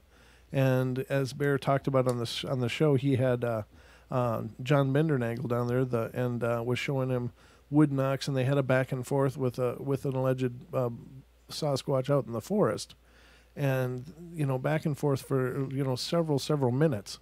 And then one other guy decided, well, watch what they do with this. And he drummed out a bunch of knocks, and nothing ever happened again. But to be able to demonstrate a form of communication like that, I think, is huge. And so check out the Bigfoot Outlaws if you're really wanting to get into the why, into the head of what this being is doing, because, you definitely won't be disappointed. And Don, you and I are at least tentatively invited to go do a little bit of researching ourselves. Yeah, I hope, saw that. Cindy Goodbrake, she's an outlaw as well, but she lives in our neighborhood, and she's talking about doing an outing. So hopefully Don and I will get out there and get the pants scared off us. Well, okay, maybe not. Well, I hope not that part. I hope you're keeping your pants on for what it's worth. Should I bring my 22? I don't think a 22 is probably the right one, but certainly having a sidearm will be a benefit, because this is also grizzly bear country. That is true. And other things up here that definitely wouldn't mind us on the menu. That's true. But I think it's a great opportunity, and hopefully we'll be able to get out and do that. We have some footage already, ladies and gentlemen, and I'm compiling it, but I want to get some more things to add to it in order to make it more of a comprehensive video, because right now Don and I investigated a structure last fall, and it's really, really an impressive structure. It seems to have been abandoned now. We've been back and checked it, and it looks like they know we were there, and it's just, dilapidated and and looks to be undisturbed anymore. So Right. Yep. we might have chased them out of there, and that's fine because the homeowners were losing chickens like crazy. So just the fact of being aware of that structure and visiting it probably left our scent all over it, and that made them go nope, and looking elsewhere. But hopefully we'll get more material to be able to bring to a video compilation in order to present it to you guys. I may just do a quick video on the structure because it was really neat. I mean, that was really impressive, right, Don? Yes, it was. It was really cool. Really cool. And to the scale of it was just amazing. And it was at least the topmost pieces of wood were 9 to 10 feet high. So it was, and there was not a cut piece of wood in this thing, ladies and gentlemen. It was all fresh. It was all fresh broke. Yeah. And even the pine boughs that were snapped off, whether it was cedar or pine or whatever it was, they were fresh. They were green when it was discovered, and they've now since lost their needles and withered and what have you. Right. But it was just a really impressive setting. Yeah. Absolutely. So and this is, as we discussed last time, this is their neighborhood. This is where they are. I mean, I believe they're everywhere, but this is one of the places that's famous for them. Right. And as Monty's email, which is just, how long ago did that happen, Don? Oh, I don't remember him saying anything. Let me see if I can review that and see if he put a date on when this happened, but it was really amazing. It was cool. Yeah. Dory says it's Huckleberry time here. Guns, bears, mace, and gun running shoes come in handy. Yeah, that's good. You good never point. know what you'll find in the woods. Yeah, and that's just for other huckleberry pickers. That's my spot. Yeah, people get kind of territorial about that. It's just, it's kind of like ginseng in the South. Yeah, it's no like, doubt. my God. Yeah, I know. They kill each other over that stuff down there. So it was August 2nd was when Monty had his experience. Was that last? Yeah, last 2017. Oh, wow. Yep. Okay, so it's been just almost a year. Yep, almost a year. But wow. They're still, of course, keeping an eye out for more. But it was the one event that Monty said made him a believer, I think, right? Yeah. So very cool. And so we're going to be doing as much as we can, as quickly as we can, because now's the time, of course, for a lot of this stuff to be happening. Right. And since it is huckleberry season, this would be a great time to go out and try to get some evidence, because that they follow berries. They follow when blueberries are in harvest. Mm-hmm. Many people, follow the berry seasons and find some amazing evidence. But yeah, we're going to do that. We are going to do it. Yeah, that'd be way cool. It would be. It certainly would be. So I got one here that I think might be good, another story. Ooh. But I just wanted to segue, since we were talking about the breather and that being very possibly a Sasquatch of some kind. Yeah, definitely. But this one's called The Demon's Warning. So, I haven't had many strange occurrences in my life, and most can be written off as rationalized as something pretty commonplace. The one that still gets me is a dream I had the night before we brought our first daughter home from the hospital. This was in 2006. The dream itself, from what I can gather, was pieced together from pop culture icons and phrases in my life. The demon looked like a image off of a Magic the Gathering card I used to have. I wasn't scared when I first saw it. It said 7 days in a deep voice. I recognized that phrase from the Ring franchise, and then it was over. I just figured it was a combination of anxiety about being a new parent, lack of sleep, and an amalgamation of experiences from my past being woven together. It was the most inconspicuous dream. One of the most inconspicuous dream I ever had. I don't know how that makes sense, but anyway, okay. But on the 6th night after the dream, I stayed up all night checking my daughter's breathing, and I kept thinking it had to be SIDS, or something that thing was trying to warn me about. Her breathing was normal all night. I fell asleep the next morning when my wife went to work. My sister called me a few hours later, and I got up. My parents were in custody at the county jail. They'd been arrested for selling marijuana to a couple the year prior. It was a huge sting. Oh, no. They eventually got off pretty easy. Neither served jail time, and it didn't really hit the family too hard. So what I don't understand is, 1, the deed had been done almost a year prior. What good was an ominous warning going to do me or my parents? If I had told them something bad was going to happen, it would have happened anyway. Second, my kid was fine, so it had to be about the bust.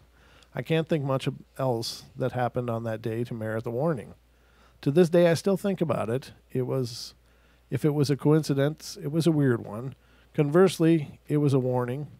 There wasn't really much that could be done about it. Yeah, I don't know. That's an odd one. Okay. Right? Yeah, I don't know. I'm like, okay. I didn't say it was a good story. I just said it was another story. Another story. It was just another story. It's not my fault. It's not my fault. Hey, guys. The cat's been... Oh, never mind. I know one kitty who's sleeping with Mama tonight. What? Tell me that's South Park. It is. Okay, good. I was just about to be creeped out. All right, so that's that one. All right. I don't know if I want to read that one. My Sleep Demons. Oh. Let's see what this one is. This is a long one. Jesus. And One big long, glob. Yeah. Wow. These are such a it's like wrestling reading these when they're all one big. Long run-on sentence. Yeah. Well, I see some capital letters in there, so there must be a There's period at least or something. there's some punctuation somewhere. Wow, it looks like it should be like Ugh. 10 different paragraphs, though. Well, I'm going to do my best to read it for you, ladies and gentlemen, because I love you guys, and it's my job to keep you entertained. And the entertainment might be just me wrestling with this story, but Didn't they ever damn go it, to I'm going to give it to you. school and learn how to write an You know, essay? I don't know. You know, Paragraphs are your friend. yes. Well, they're our friends. Apparently not their friends. All right. Please excuse my spelling if any is off. And that's the only thing he's worried about. Yeah, I'm worried about the whole structure of the story, but I'm going to be entering the text for this post pretty quickly, and I'm more concerned with sharing this post as quick as I can finish it. So recently, I had a friend tell me something that truly instilled fear in me, but I can tell it rocked his core. As someone that is a true believer in the paranormal and the existence of evil in our world today, and have also experienced multiple situations in my 29 years of life, I can usually tell what is BS and what could possibly be something genuine, and I really think that what I was told was true. That's why I want to know if anyone has had an experience like this or had met someone like this. Please share if so, because I really want to shed some light on what one of my good friends had told me about. He told me of a truly evil set of events that took place over the past few months and what he had experienced. I could feel the fear that he felt and almost wish I didn't hear it, because it's hard to come to terms with the fact that this is actually a real thing happening, and it's happening right around where I live. Anyways, so what he told me was that just about a few months ago, he and his girlfriend broke up, which caused him to have to leave her place where he was living. During the time that left him to go from couch surfing to even having to spend on the streets. Sorry, this is a mess. And that's where I meet Peter. He spelled it MEAT. where he meet Peter. Now this sounds like one we've already read, Don. You know? Doesn't this? The person that he meets that keeps coming through and finding places for him to stay, and then they go to that weird abandoned place. Right. And then he bugs out. Okay, but we're going to read it anyway, ladies and gentlemen, because I started and now I got to finish. I believe he also didn't have a stable place to live, but yet he always had somewhere to stay and would invite Brian, which is what we'll call my friend. I don't want to use his name, to go with him. At first, Peter didn't seem out of the ordinary at all. Often he would Only he would often just randomly take off without saying anything, and then randomly show back up sometimes a day or two later, and he would always have a new expensive stuff to show off, like clothes, electronics, drugs, etc., and have crazy story about something he did during his absence, and Brian said he wouldn't really entertain what he would say, and kind of just shrug it off like he kind of cared. I'm going to say cared. This is full of profanity.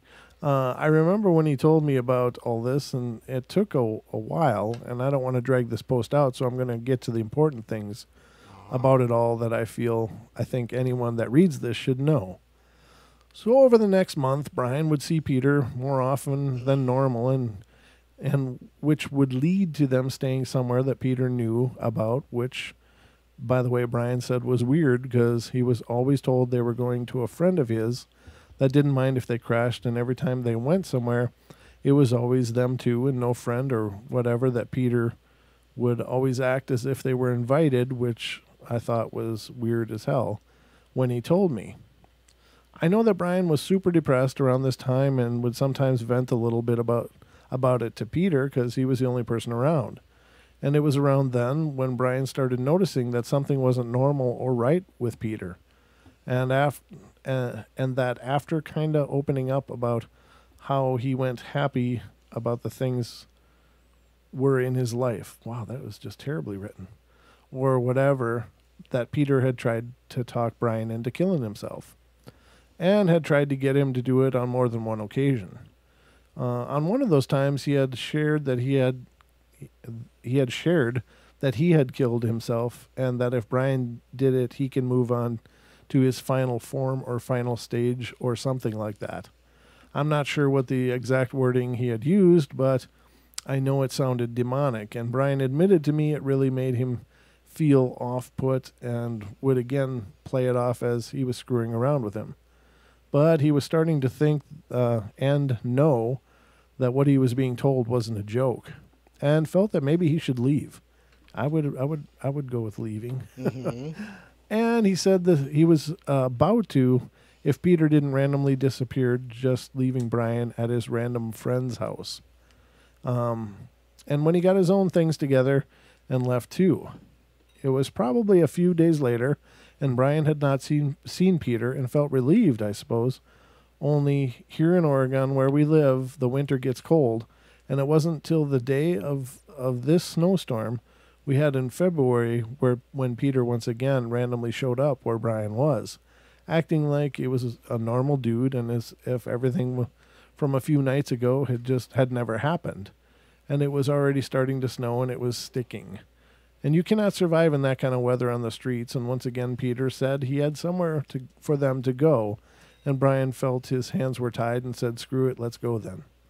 They were walking for like 2 hours and had finally arrived behind this random church where this fence was. They had to squeeze through, and I remember Brian saying as soon as they got through the fence, he started getting overwhelmed and feeling different emotions, sadness, guilt, and mainly fear, like a fear he could feel that would normally make anyone turn right the hell around and get out and not look back. But beyond those feelings, he said he felt he was being drawn towards the direction of what appeared to be this large white old house.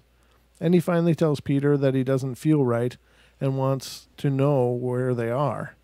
Peter looks at him and responds, "This is where evil is born," and keeps walking. And that's when Brian notices this large metal object.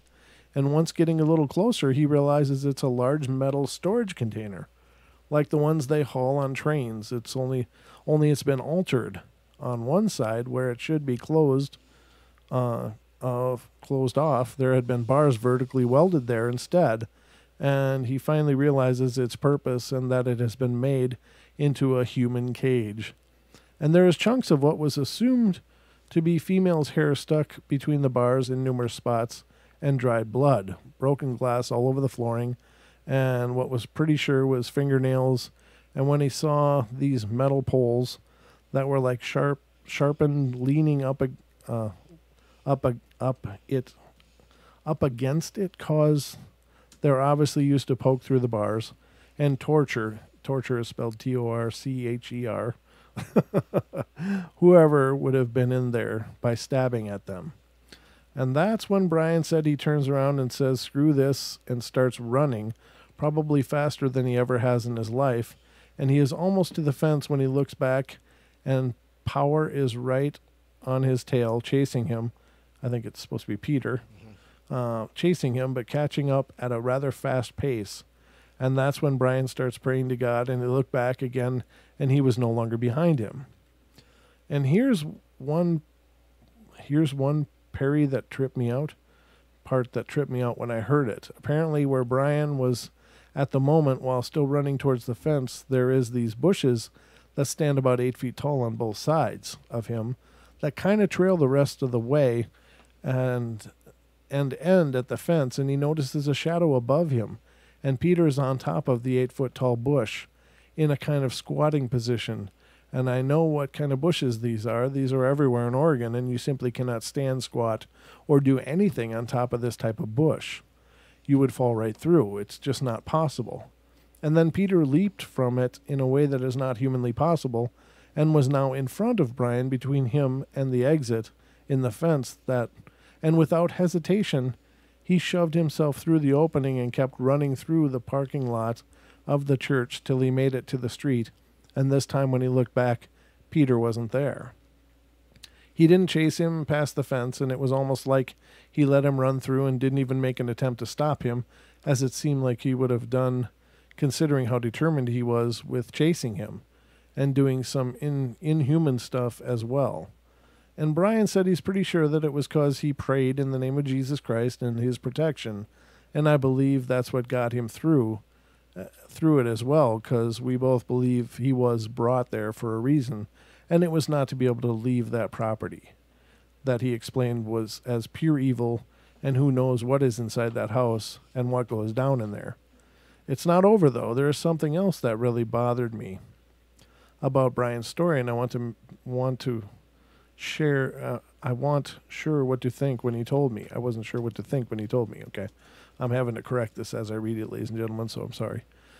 But it made me not only scared but worried as well. So once he made it to the main street, there's a Shell gas station, and there's a police car parked in that lot, and he's standing outside his car, so he runs to it, and unfortunately Brian had a warrant for his arrest and would normally never approach a cop, but he's so scared of what he just went through that he runs up to him and starts out by saying he needs to report something, and gives his name, but also shares the fact that he has a warrant for his arrest and that he can go ahead and take him to jail, but that he only wants to tell him everything he just experienced and take the cop there to arrest that clown.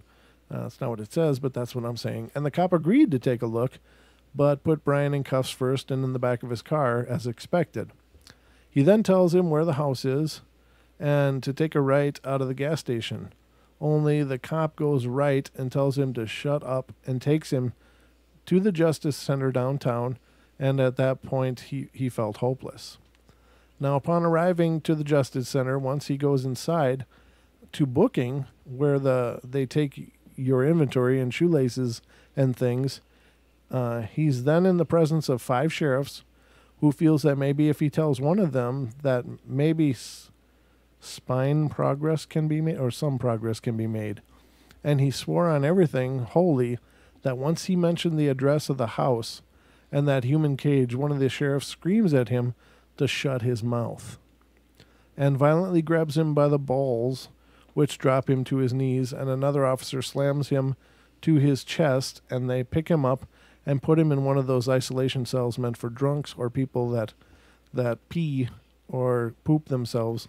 And at first he didn't know what the hell to think until he realized that obviously this place truly does contain a serious evil that the law enforcement even knows about and has been instructed to leave it alone or keep it secret, and that they know what goes on there and have no power over it. And when somebody comes up and starts saying what they know and that something needs to be done, they do awful things like that. I mean, why else would they not say one thing about it and inflict violence on him and literally isolate him for the next 24 hours until he gets released? When he does get released, his parents picked him up and he told them everything about what happened. And they drove by it so he can show them where it's at. And his parents are very religious and they too want to tell someone about it, what their son had gone through. Only they admit that they don't know who to tell. And if they did, if anything would get done about it.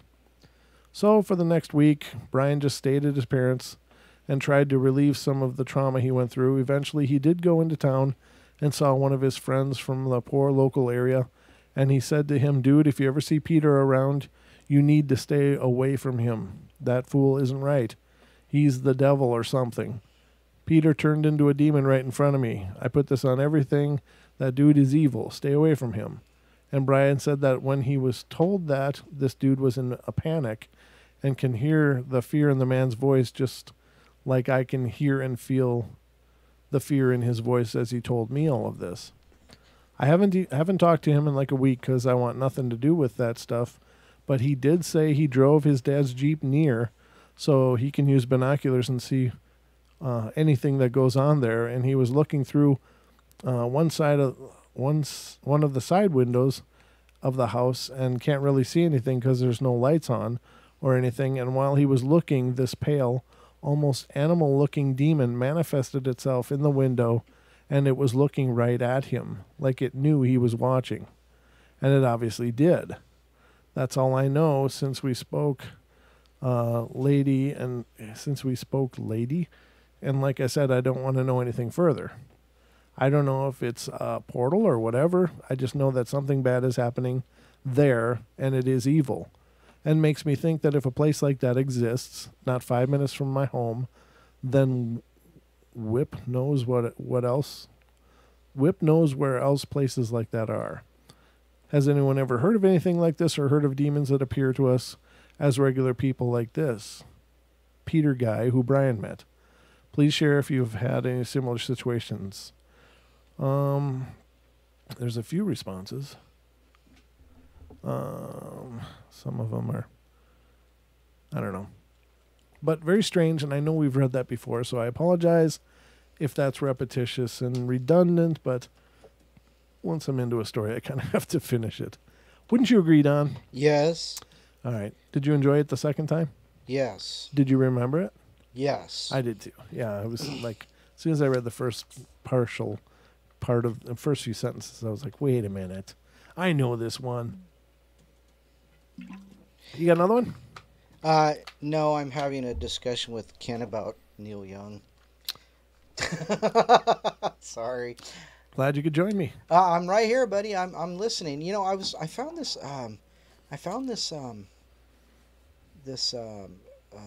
what is this called? A board that has all these apparent. What is this? The collaborative map of paranormal in Seattle is the best thing online this week. Huh. So, but it's got paranormal stories in here, but it's really got to really look for them. Uh-huh. That's where I found the shadow people. What do they do? What do they do? I don't know. You know what? Let's look. Let's click in here. Let's find out, shall we? So, shadow people. What do they do? I don't know. Let's find out.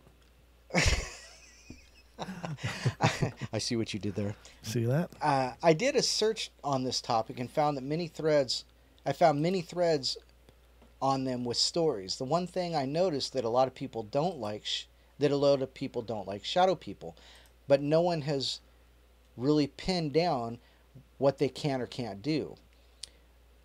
What they are isn't important since they can't really be classified as a person, a ghost, or whatever.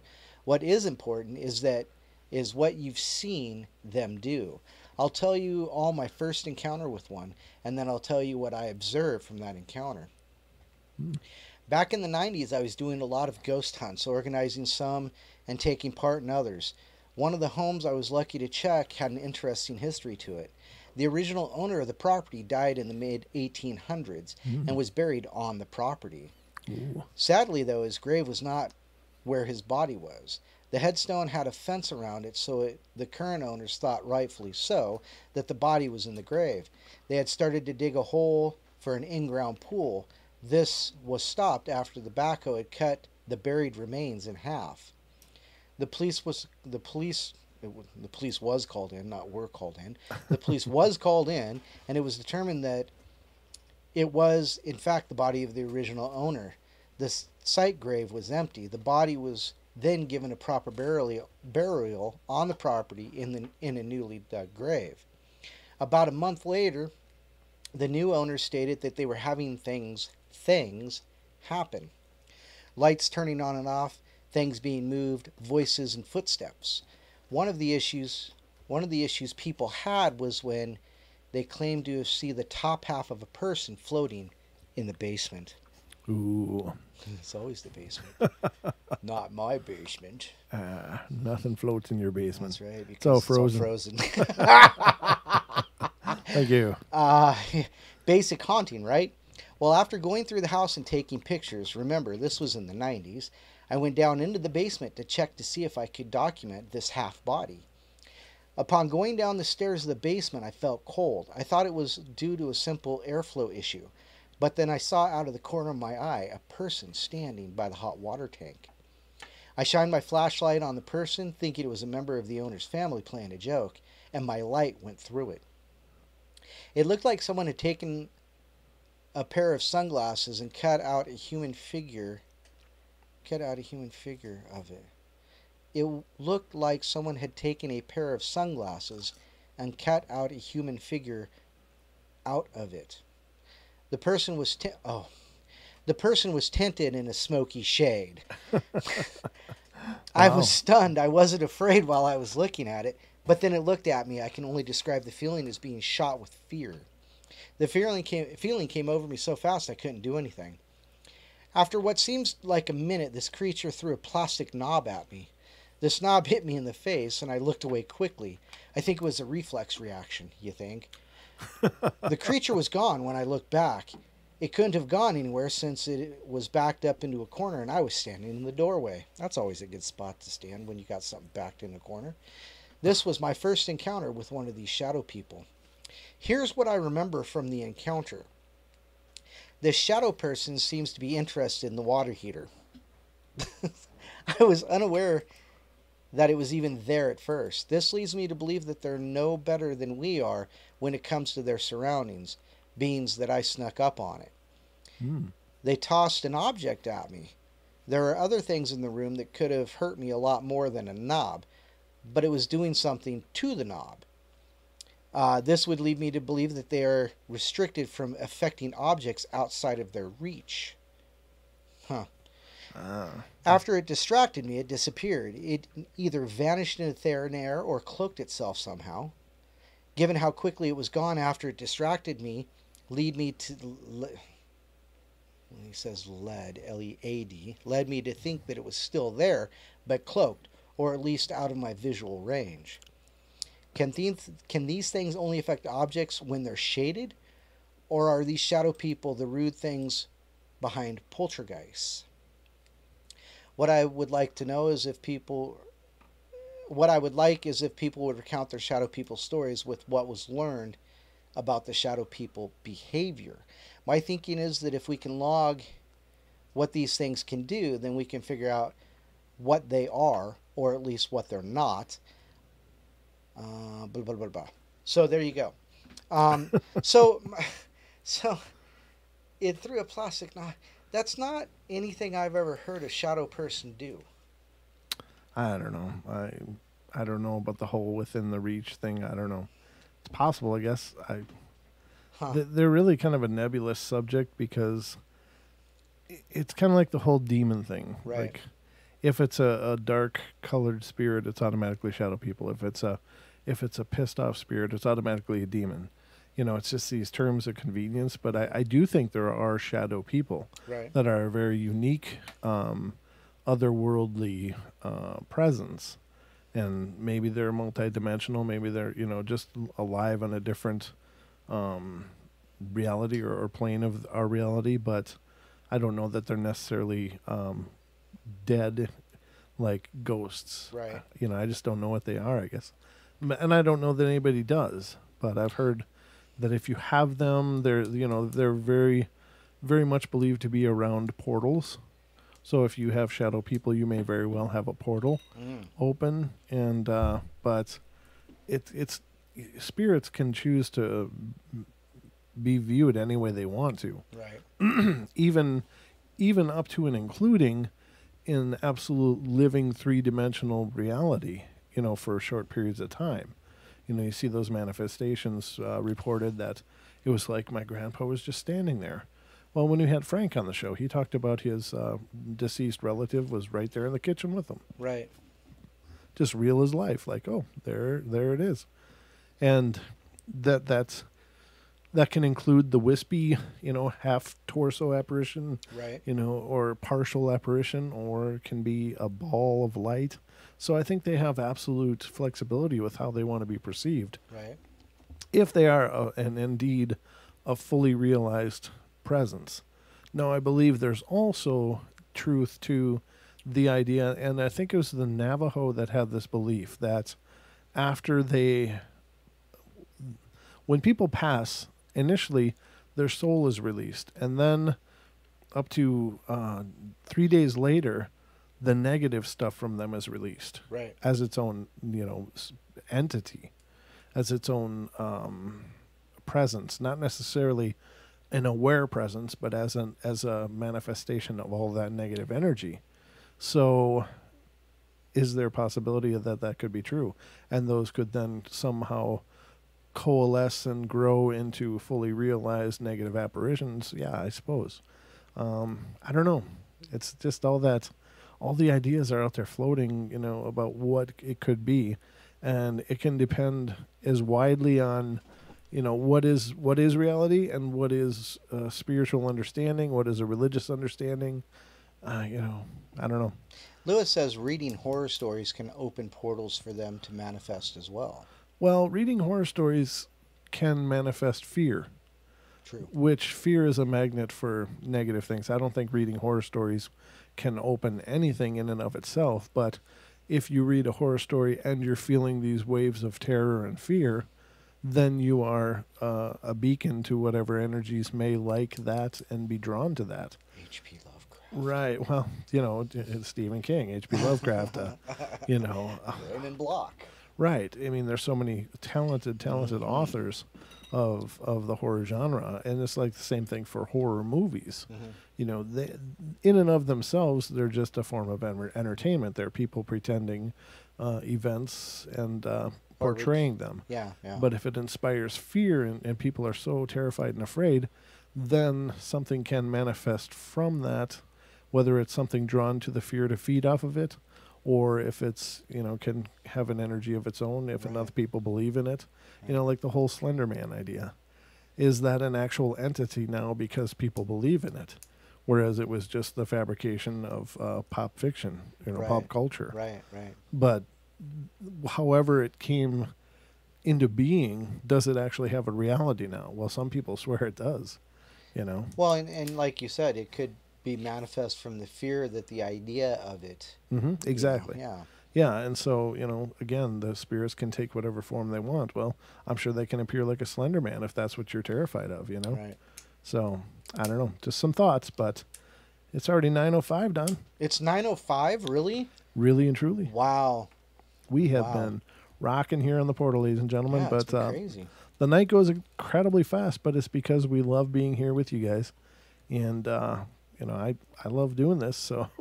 Wow. Are you about done, brother? Yeah, as a matter of fact, as soon as you said 9 o'clock, my eyes went, hey. Hey, I can still see. I can go home. I should go home now. Wow, yeah. Well, it's 11:05 Central Time, according to Lady Death. But Lady Death, aren't you in Eastern Time? I know Vamps in No, Central Lady Death's Time. in Louisiana. Oh, She's in, okay. she's straight down the Mississippi Mississippi. from where I used to live. That's right, ladies and gentlemen. Well, I guess that's going to bring us to a close tonight. But love you all bunches, and please stick around Friday and Saturday. We will be having some phenomenal shows. Of course, Friday we'll be joined by Linda Godfrey once again to discuss the Dogman and other phenomena. Yep. Just definitely don't miss it, and spread the word, because that's going to be an amazing show. And then, of course, on Saturday we'll be joined by Philip Torres, the Obake hunter, straight out of Oahu, Hawaii, who will be coming to tell us what's going on in his world. He is a paranormal investigator. He has the Ghosts of Hawaii group on Facebook, and he is also a collector of haunted dolls. So he is, yes, and he's which got makes some. no sense to me. Well, he's a brave soul, that's for sure. But Come on in, welcome to my home. Oh my God. he's a brave man, and Yes. he's got some stories to share about that too. I heard him talking about some of that last night, and so there's definitely lots of things going on, and I believe he has another one coming. So Yeah, that's right. I think he is. he's expecting. Yes, absolutely. Hey, shout out to Deb. Hi, Deb. She snuck Deb. in a while ago. And of course, yes. Remember, is it the following weekend? Is that when The Deb's on? 20th? You said the 20th? I did. The Yes. 20th. Yeah, that's a week from Friday. So Friday the 13th, Linda Godfrey. 14th, Philip Torres, the Obaki Hunter. And we'll be back Wednesday, of course.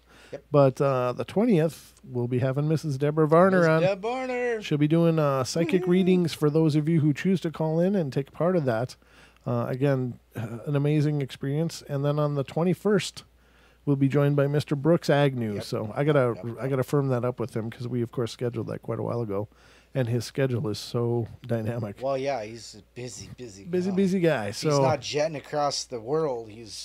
I would love to have just- his frequent flyer miles. Oh my God, I could. Brooks, can I borrow a couple? Yeah, we could go hang out with Obaki Hunter over there in Oahu. There you go. Yeah, no doubt. Love that. That'd be awesome, wouldn't it?